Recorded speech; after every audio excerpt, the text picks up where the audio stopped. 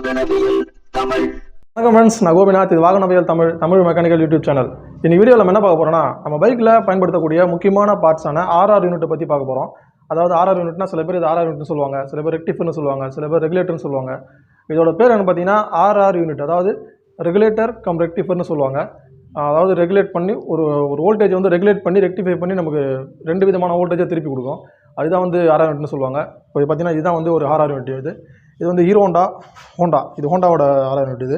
இதில் மொத்தம் 4 பின் வரும். சில வண்டியில் பார்த்தீங்கன்னா பஜாஜ் வண்டிலாம் பார்த்தீங்கன்னா இதே ஆர்ஆர் யூனிட் வந்து வேறு மாதிரி இருக்கும். இப்போ இது என்ன வேலை செய்யுதுன்னு பார்த்தீங்கன்னா, நம்ம இன்ஜினில் வந்து டைனமோலேருந்து ப்ரொடியூஸ் ஆகக்கூடிய அந்த வோல்டேஜ் ஆல்டர்னேட்டர் கரண்ட் வந்து பார்த்தீங்கன்னா நம்ம ஐட்லிங்கில் ஒரு 18 28 வோல்ட் வரைக்கும் வரலாம். நம்ம வண்டியை ரைஸ் பண்ணும்போது என்ன ஆகுனா ஒரு 120 140 180 வோல்ட் வரைக்கும் போகும் வண்டி ஃபுல் ரைஸ் பண்ணும்போது. அந்த மாதிரி ஏற்றமாக வரக்கூடிய அந்த வோல்டேஜ் என்ன பண்ணணும்னா, இது முதல்ல ரெகுலேட் பண்ணும். ரெகுலேட்டர்னா அதை வந்து நம்ம ஃபேனில் கூட பார்த்துருப்போம். ஃபேனில் ரெகுலேட்டர் யூஸ் பண்ணுவோம். அந்த ரெகுலேட்டர் எதுக்காகனா ஃபேனோட அந்த மின்சாரத்தை வந்து அதிகமாக்கலாம் கம்மியாக்கலாம். அந்த மாதிரி பண்ணும்போது ஃபேன் வந்து வேகமாகவும் சுற்றும், ஸ்லோவாகவும் சுற்றும். அந்த மாதிரி தான் இது. நமக்கு ஆல்டர்னேட்டர்லேருந்து வரக்கூடிய அந்த கரண்ட் வந்து ஏற்றமாக வரும். அந்த கரண்ட்டை வந்து ஒரு ஒழுங்குபடுத்தி அதை முதல்ல ரெகுலேட் பண்ணி அதுக்கப்புறம் ரெக்டிஃபை பண்ணும். அதை வந்து டிசியாகவும் கன்வெர்ட் பண்ணோம். சில இடத்துக்கு வந்து ஏசியாகவும் ரெகுலேட் பண்ணி டிசியாக அனுப்பிச்சி வைக்கும். ரெக்டிஃபை பண்ணி அதை டிசியாகவும் அனுப்பிச்சி விடும். அதே மாதிரி பார்த்திங்கன்னா 2 விதமான ஆர்ஆர் யூனிட் இருக்குது. நான் முதல்ல சொன்ன மாதிரி ஒரு ஆர்ஆர் யூனிட் என்ன பண்ணணும்னா, அந்த ஏசி வோல்டேஜை ஏற்றமாக வரக்கூடிய வோல்டேஜை ஃபஸ்ட்டு ரெகுலேட் பண்ணி அதை ஹெட்லைட்டுக்கு தனியாக அனுப்பிச்சி விடும். இன்னொரு வேலை என்ன செய்யணும்னா, அதே ரெகுலேட் பண்ண அந்த வோல்டேஜை ரெக்டிஃபை பண்ணி டிசியாக கன்வெர்ட் பண்ணி அதை பேட்டரியோட ரீசார்ஜுக்காகவும் அனுப்பிச்சி வைக்கும். சில வண்டியில் பார்த்தீங்கன்னா ஃபுல் டிசி வண்டிலாம் இருக்கும். அந்த ஃபுல் டிசி வண்டியில் பார்த்தீங்கன்னா அந்த டைனமோலேருந்து வரக்கூடிய அந்த ஏசி வோல்டேஜ் வந்து ரெக்டிஃபருக்கு போயிட்டு ஏசியாக வெளில வராது, ஃபுல் டிசியாக மட்டும்தான் வெளில வரும். அதில் வந்து ஏசி சப்ளை தனியாக கொடுக்க மாட்டாங்க. டிசியே தான் வந்து வண்டியில் வந்து பார்த்தீங்கன்னா ஆர்என் இண்டிகேட்டர் ஹெட்லைட் எல்லாம் வந்து டிசியில் தான் வேலை செய்யும். அந்த மாதிரி வண்டிகளில் இந்த ஆர்ஆர் யூனிட்லேருந்து நமக்கு ஏசி வெளில வராது, டிசி மட்டும் தான் வெளில வரும். சில வண்டிகளில் ஹெட்லைட்டுக்கு தனியாக ஏசி ரெகுலேட் பண்ணி அனுப்பிச்சி வைக்கும், பேட்டரி ரீசார்ஜ் தனியாக ரெக்டிஃபை பண்ணி டிசியாக அனுப்பிச்சி வைக்கும். அந்த மாதிரி 2 விதமான வண்டி நம்ம பார்க்க போகிறோம். ஃபஸ்ட்டு நம்ம வந்து டிசி இக்னிஷன் வண்டியை பார்ப்போம். இப்போ இது வந்து பார்த்தீங்கன்னா ஒரு பஜாஜ் பல்சர் BS4 மாடல். இது வந்து ஃபுல் டிசி வண்டி. இதில் வந்து பார்த்தீங்கன்னா நம்ம டைனமோலேருந்து ப்ரொடியூஸ் ஆகிற அந்த ஏசி வோல்டேஜ் வந்து ரெக்டிஃபருக்கு போனோடனே ஃபுல்லாக வந்து ரெக்டிஃபை ஆகி ரெகுலேட் ஆகி டிசியாக தான் வெளில வரும். இதில் ஏசியில் எதுவுமே வேலை செய்யாது. ஃபுல்லாக ரெக்டிஃபரோட வந்து, அதாவது ஆர்ஆர் யூனிட்டோட நமக்கு என்ன பார்த்தீங்கன்னா ஏசி வந்து டிசியாக மாறிடும். இப்போ இந்த வண்டியில் பார்த்தீங்கன்னா இதுதான் வந்து ஆர்ஆர் யூனிட்டு. நான் ஃபஸ்ட்டு சொன்ன மாதிரி இது வந்து ஒரு ஹோண்டாவோட ஆர்ஆர் யூனிட்டு. இது வந்து ஒரு பஜாஜோடைய ஆர்ஆர் யூனிட்டு. இது நான் வெளில கழட்டி காட்டுறேன் உங்களுக்கு. இது பஜாஜ் வண்டிலாம் பார்த்தீங்கன்னா சீட்டுக்கு அடியில் வரும்.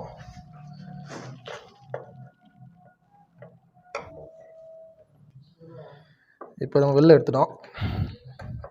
பஜாஜ் வண்டியில் பொறுத்த வரைக்கும் பார்த்தீங்கன்னா எக்ஸ்ட்ராவாக ஒரு பார்ட்டு கொடுத்துருப்பாங்க. ஒரு சின்ன கெப்பாசிட்டர், ஒரு 4700 MFD 25 வோல்ட் கெப்பாசிட்டர் ஒன்று கொடுத்துருப்பாங்க. அது எதுக்காக கொடுத்துருக்காங்கன்னா நான் சொல்கிறேன் உங்களுக்கு.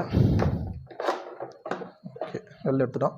இப்போ இந்த ரெக்டிஃபருக்கும் இது பஜாஜ் ரெக்டிஃபர். இது வந்து ஹீரோ ரெண்டுத்துக்கும் இந்த மாதிரி ரெக்டிஃபர் தான் வரும். இப்போ இதுக்கு நிறைய வித்தியாசம் இருக்குது பாருங்கள். இதுலேயும் பார்த்தீங்கன்னா 4 பின் சாக்கெட் தான் வருது. 4 பின் சாக்கெட் தான் வருது. ஆனால் இதுலேயும் 4 பின் சாக்கெட் தான் வருது. இப்போ இந்த ஹோண்டா ரெகுலேட்டர் ஆர்ஆர் யூனிட் எப்படி வேலை செய்யும்னா, இதில் வந்து நம்ம மேக்னெட்லேருந்து வரக்கூடிய ஆல்டர்னேட்டர் கரண்ட்டு ரெக்டிஃபருக்கு போயிட்டு அது ஃபஸ்ட்டு ரெகுலேட் ஆகிட்டு அந்த வோல்டேஜ் வந்து ஸ்டாண்டர்ட் ஆகி ஒரு லைன் வந்து பார்த்திங்கன்னா பேட்டரி ரீசார்ஜுக்காக ரெக்டிஃபை ஆகி டிசியாக வெளில வரும். இன்னொரு லைனு ஹெட்லைட்டுக்காக ரெகுலேட் மட்டும் ஆகி ஏசியாகவே வெளில வரும். ஆனால் இந்த பஜாஜ் ஆர்ஆர் யூனிட்டில் அப்படி வேலை செய்யாது. இதில் நம்ம உள்ளே வரக்கூடிய அந்த ஏசி வோல்டேஜ் ஆல்டர்னேட்டர் கரண்ட் என்ன ஆகுனா, ரெக்டிஃபருக்கு வந்தவொடனே ஃபுல் டிசியாக தான் வெளில வரும். இது வண்டி ஃபுல் அண்ட் ஃபுல் டிசியில் வேலை செய்யும். அதுக்காக என்ன பண்ணுறாங்கன்னா, டிசியோட அந்த ஸ்டாண்டர்ட், அதாவது டிசி வந்து பூஸ்ட் பண்ணுறதுக்காக, ஃபில்ட்ரு பண்ணுறதுக்காக ஒரு நான் சொன்ன மாதிரி 4700 MFD 25 வோல்ட் கெப்பாசிட்டர் ஒன்று யூஸ் பண்ணுறாங்க. இந்த கெப்பாசிட்டர் இந்த ஆர்ஆர் யூனிட்டில் வராது. ஏன்னா இதில் வந்து ஏசியாகவும் வெளில வரும், டிசியாகவும் வெளில வரும். இதில் வந்து ஃபுல் அண்ட் ஃபுல் டிசியாக மட்டும் தான் வெளில வரும். எப்படி நம்ம ஃபஸ்ட்டு பார்ப்போம். நான் ரெகுலேட்டரை ஃபிக்ஸ் பண்ணிவிட்டு எவ்வளோ வோல்டேஜ் வருது, அது எப்படி ரெக்டிஃபை ஆகி வெளில வருதுன்னு சொல்லிட்டு இந்த வண்டியில் நம்ம செக் பண்ணுவோம். இப்போ பார்த்தோன்னா நான் ஏற்கனவே சொன்ன மாதிரி நம்ம இன்ஜினோட ஆல்டர்னேட்டர் டைனமோலேருந்து வரக்கூடிய அந்த ஏசி சப்ளை பார்த்தீங்கன்னா பஜாஜ் வண்டிகளில் இந்த மாதிரி 2 ஒயர், அதாவது பல்சர் டிஸ்கவர், இந்த மாதிரி பேசிக் வண்டி சொல்கிறேன். பல்சர் டிஸ்கவர் பார்த்தீங்கன்னா இந்த மாதிரி 2 ப்ளூ கலரில் ஒயிட் கலர் கோடு போட்ட லைன் வரும். ரெண்டுமே வந்து ஏசி லைன் தான், ரெண்டுமே டைனமோலேருந்து தான் வரும். இப்போ இது வந்து பார்த்திங்கன்னா ஒரு பல்சரோட டைனமோ. இதில் நான் சொன்ன மாதிரி அந்த 2 ப்ளூ லைன் வரும் பாருங்கள். இந்த 2 ப்ளூ லைன் தான் வந்து நான் அந்த டைனமோலேருந்து டேரெக்டாக வரக்கூடிய ஆல்டர்னேட்டர் கரண்ட். இது வந்து லைட்டிங் காயில் டைனமோன்னு சொல்லுவாங்க. இங்கேருந்து வரக்கூடிய இந்த 2 ப்ளூ லைன் தான் இது பிக்கப் காயில். இப்போ லேட்டஸ்ட் வர வண்டிங்கெல்லாம் பார்த்தீங்கன்னா ஸ்டார்டிங் காயில் தனியாக வராது. லைட்டிங் காயில், பிக்கப் காயில், அதாவது பல்ஸ் காயில், அது மட்டும் தான் வரும். இதுலேருந்து வரக்கூடிய அந்த ப்ளூ லைன் தான் வந்து ஆல்டர்னேட்டர் வோல்டேஜ் வரும். இது நமக்கு ஐட்லிங்கில் பார்த்தீங்கன்னா நான் சொன்ன மாதிரி நான் வண்டி ஸ்டார்ட் பண்ணி காட்டுறேன். ஒரு 18 to 28 வோல்ட் வரைக்கும் வரலாம்.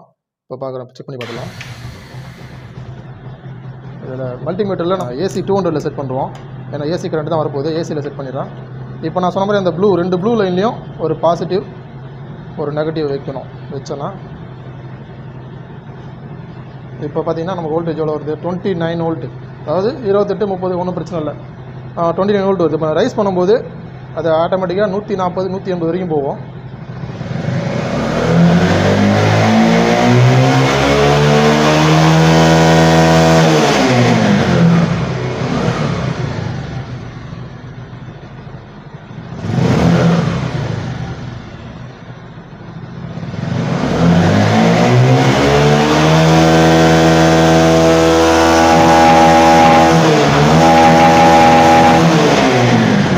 இந்த வண்டியில் பார்த்தீங்கன்னா அதிகபட்சமாக 210 வோல்ட் வரைக்கும் வருது. இந்த மாதிரி ஏசியாக வரக்கூடிய அந்த லைன் பார்த்தீங்கன்னா நமக்கு ரெக்டிஃபர் உள்ள போயிட்டு ஃபில்டர் ஆகிட்டு வெளில வரும்போது டிசியாக 14.5 வோல்ட்டாக வெளில வரும். ஒரு ரெக்டிஃபருக்கு மெயினாக தேவையான 4 லைன் எதுன்னு பார்த்தீங்கன்னா ஒரு ஏசி இன்புட்டு, சில வண்டியில் ஒரு ஏசி இன்புட் வரும். இந்த மாதிரி பஜாஜ் வண்டிகளில் 2 இன்புட் வரலாம், சில வண்டிகளில் 3 இன்புட் கூட வரும். டியூக்கு என்எஸ் மாதிரியான வண்டிகளில் 3 இன்புட் கூட வரும். ராயல் என்ஃபீல்ட்லேயும் 3 இன்புட் தான் வரும். அந்த மாதிரி ஒரு இன்புட்டு ஏசி இன்புட்டு அது 1 லைனாக இருக்கலாம், 2 லைனாக இருக்கலாம், 3 லைனாக இருக்கலாம், அது நமக்கு தேவையில்லை. ஒரு இன்புட்டு ஒரு அவுட்புட்டு டிசி அவுட்புட் ஒன்று வரும். அது ஏசி டிசி ரெண்டுமே அவுட்புட்டாக வருதுன்னா 2 அவுட்புட் வரும், ஒரு நெகட்டிவ். அதாவது 4 பின் வரலாம், 5 பின் வரலாம், 6 பின் வரலாம். அது மாதிரி நிறைய விதமான ரெக்டிஃபர் இருக்குது. இப்போ இதில் பார்த்தீங்கன்னா ரெண்டுமே வந்து ஏசி தான் இன்புட்டு. இந்த ஒயிட் கலர் லைனு டிசியை கன்வெர்ட் ஆகி வெளில வரும், ரெகுலேட் ஆகி ரெக்டிஃபை ஆகி டிசியாக வெளில வரும், பேட்டரி ரீசார்ஜுக்கும் வண்டியோட ஒர்க்கிங்கும். அடுத்து ஒரு நெகட்டிவ் தேவைப்படும், ரெக்டிஃபர் வேலை செய்யறதுக்கு ஒரு நெகட்டிவ் தேவைப்படும். இப்போ நம்ம இது உள்ள ஏசியாக உள்ளே போகிற அந்த லைனு டிசியாக கன்வெர்ட் ஆகி வெளில வரும், அது எவ்வளோ வருதுன்னு செக் பண்ணலாம். அப்போ நான் ரெக்டிஃபர் கனெக்ட் பண்ணிட்டேன், 6 கனெக்ட் பண்ணிட்டேன். இப்போ நம்ம ஸ்டார்ட் பண்ணி மல்டிமீட்டரை டிசி 20ல் வச்சுட்டு நான் சொன்ன மாதிரி இந்த அவுட்புட் லைன், அந்த அவுட்புட்டு ஒயிட் கலர் லைனு, அந்த ஒயிட் கலரில் அவுட்புட்டும் அதாவது ஒயிட் கலரில் பாசிட்டிவும் நெகட்டிவும் வச்சுன்னா நமக்கு ஐட்லிங்கில் 13.27 வோல்ட்டு, ரைஸ் பண்ணும்போது 14.5 வோல்ட்டு 15 வோல்ட் வரைக்கும் வரலாம்.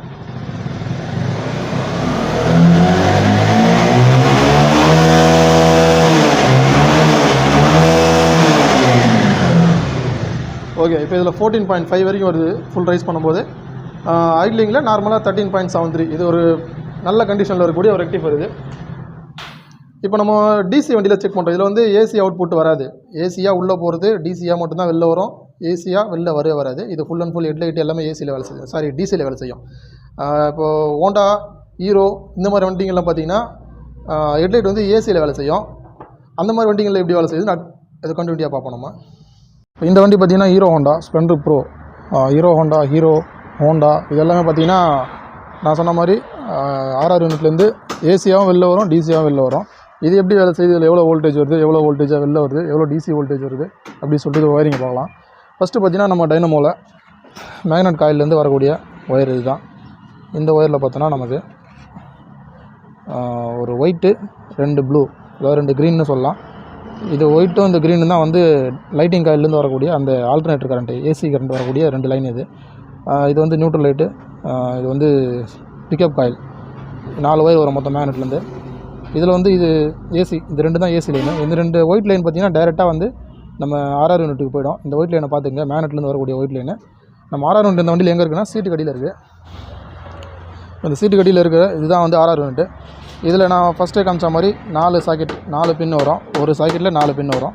இதில் நான் கீழே மேக்னெட்டில் காமிச்ச அந்த டைனமோவில் காமிச்ச அந்த ஒயிட் கலர் லைன் இங்கே வந்துச்சு பார்த்தீங்களா, இங்கே எடுத்து வந்தோடனே இது வந்து இந்த 4 ஒயரில் வந்து 4 விதமான வேலை செய்யும். இது வந்து ஏசி இன்புட், டைனமோலேருந்து வரக்கூடிய இன்புட் லைனு. இது வந்து ரீசார்ஜ் ஆகிட்டு பேட்டரிக்கு போகக்கூடிய, ரீசார்ஜுக்காக பேட்டரிக்கு போகக்கூடிய அந்த டிசி ரெக்டிஃபை ஆகி ரெகுலேட் ஆகி டிசியாக வெளில போகக்கூடிய அந்த பேட்டரி லைன் ரெட் கலரு. இந்த எல்லோ கலர் பார்த்திங்கன்னா ஹெட்லைட் எரியக்கூடிய வந்து வண்டியை ஸ்டார்ட் பண்ணால் போகக்கூடிய அந்த ஏசி லைனு. இது 6 யூனிட்டுக்கு தேவையான நெகட்டிவ். இப்போ இதில் எவ்வளோ இன்புட் லைன் வருது, எவ்வளோ அவுட்புட்டாக போகுதுன்னு சொல்லிட்டு நம்ம பார்ப்போம். வண்டி ஸ்டார்ட் பண்ணி இப்போ நம்ம பைக்கை ஸ்டார்ட் பண்ணிவிட்டு நம்ம டைனமோலேருந்து வரக்கூடிய, அதாவது மேக்னெட் காயிலேருந்து வரக்கூடிய அந்த ஒயிட் கலர் லைனில் மல்டிமீட்டர் நம்ம ஏசி 200ல் செட் பண்ணிவிட்டு அந்த ஒயிட் கலர் லைனில் பாசிட்டிவ் வச்சுட்டு அந்த க்ரீன் நெகட்டிவ் வச்சோன்னா நமக்கு எவ்வளோ வோல்டேஜ் ஐட்லிங்கில் பார்த்திங்கன்னா நம்ம நார்மலாக ஐட்லிங்கில் இருக்கும்போது 15லேருந்து 28 வரும். இதில் 18 வருது. 18 வோல்ட்டு ஸ்டாண்டர்டாக நிற்கிது. ஐட்லிங்கில் 19 வோல்ட்டு. லைட்டாக ரேஸ் பண்ணு, ஃபுல் ரேஸ் பண்ணுங்க இதுவா.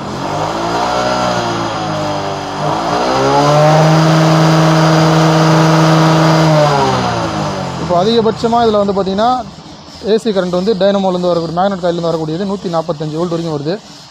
இந்த 145 வோல்ட்டு டேரெக்டாக நம்ம ஹெட்லைட் பல்பு கொடுத்தோம்னா ஹெட்லைட் பல்பு எரிஞ்சிடும். அதாவது பல்ப் வந்து ஃபியூஸ் போயிடும். அவ்வளோ வோல்டேஜ்லாம் தாங்காது. ஏன்னா 12 வோல்ட்டு தான் வந்து ஹெட்லைட் பல்புக்கான அந்த வோல்டேஜ், அதிகபட்ச வோல்டேஜ். நம்ம 12 வோல்ட்டுக்கு மேலே கொடுத்தோன்னா இதில் வர அந்த 145 வோல்ட்டு நம்ம டேரெக்டாக ஹெட்லைட் பல்பில் கொடுத்தோன்னா நம்ம ஹெட்லைட் பல்பு எரிஞ்சு போயிடும். அதை ரெகுலேட் பண்ணுறதுக்காக தான் நம்ம வந்து ரெகுலேட்டர் யூஸ் பண்ணுறோம். அந்த ரெகுலேட்டரில் போனதுக்கப்புறம் என்ன ஆகுனா அந்த 144 வோல்ட்டுன்றது வந்து 10-11 வோல்ட்டாக குறைஞ்சி தான் ஹெட்லைட் பல்புக்கு போவோம். இப்போ நம்ம இதில் வர ஏசி டிசியை செக் பண்ணுவோம். லைன் டெஸ்ட்டை நான் போட்டு வச்சுருக்கேன். இந்த லைன் டெஸ்ட்டை பற்றி ஆல்ரெடி உங்களுக்கு தெரிஞ்சிருக்கலாம். இது வந்து ஏசி கரண்ட் வந்துச்சுன்னா மல்டி கலரில் எரியும். டிசி கரண்ட் வந்துச்சுன்னா ரெட் கலரில் எரியும். இப்போ ஏசி கரண்ட்டில் வைக்கிறேன். மல்டி கலரில் எரியுது. விட்டு விட்டு பல்ஸ் மாதிரி எரியுது பாருங்கள். ஒரு ப்ளூ ரெட்டு கலந்த மாதிரி எரியுது. அதே இது டிசி கரண்ட்டு ரெகுலேட் ஆகி ரெக்டிஃபை ஆகி பேட்டரி ரீசார்ஜுக்கு போகக்கூடிய லைனு இது ரெட் கலரில் எரியுது. இது ஏசி, இது டிசி. 2 கரண்ட்டுக்கும் வித்தியாசம் நம்ம பார்த்துக்கலாம். அதே மாதிரி இது வந்து பார்த்திங்கன்னா ஹெட்லைட்டுக்கு போகக்கூடிய ஏசி. இந்த ஏசியும் பார்த்திங்கன்னா பல்ஸ் மாதிரி விட்டு விட்டு ப்ளூ அண்ட் மல்டி கலரில் எரியும். இதுவும் ஹெட்லைட்டுக்கு போகக்கூடியது. இது இன்புட் டைனமோலேருந்து வரக்கூடிய இன்புட் லைனு. இது பேட்டரி ரீசார்ஜுக்கு போகக்கூடிய லைனு. இது வந்து பார்த்திங்கன்னா ஹெட்லைட்டுக்கு போகக்கூடிய லைன். 2 லைனாக பிரித்து அனுப்போம். ஏசியாக உள்ளே போயிட்டு அது ஏசியாகவும் வெளில வரும், டிசியாகவும் வெளில வரும். இப்போ இதில் டிசி வோல்டேஜ் எவ்வளோ வருது நம்ம செக் பண்ணுவோம். மல்டிமீட்டரை வந்து நம்ம டிசி 20ல் செட் பண்ணிவிட்டு பேட்டரி ரீசார்ஜுக்கு தேவையான வோல்டேஜ் எவ்வளோ வருதுன்னு பார்த்துலாம். ஏசியாக நமக்கு உள்ளே போகிறது 144 வோல்ட்டு போகுது. டிசியாக எவ்வளோ வெளில வருதுன்னு பார்ப்போம். டிசியாக பார்த்திங்கன்னா ஐட்லிங்கில் 13.27 30 வரைக்கும் வருது. ரேஸ் பண்ணு, ஃபுல் ரேஸ் பண்ணு. போதும். இப்போ ஃபுல் ரைஸ் பண்ணும்போது மேக்ஸிமம் 15.10 வரைக்கும் போகுது. இது நார்மல் தான், ஒன்றும் பிரச்சனை இல்லை. இது வந்து full and full DC current, battery ரீசார்ஜுக்காக போகக்கூடியது. இது அடுத்து ஹெட்லைட்டு எவ்வளோ போகுதுன்னு பார்ப்போம். ஹெட்லைட்டுக்கு நம்ம அதே மாதிரி ஏசியில் செட் பண்ணிவிட்டு ஹெட்லைட்டுக்கு அந்த எல்லோ கலர் லைன் நான் சொன்ன பார்த்தீங்கன்னா எல்லோ கலர் லைனில் வச்சு பார்ப்போம். இப்போ வண்டியை ரைஸ் பண்ண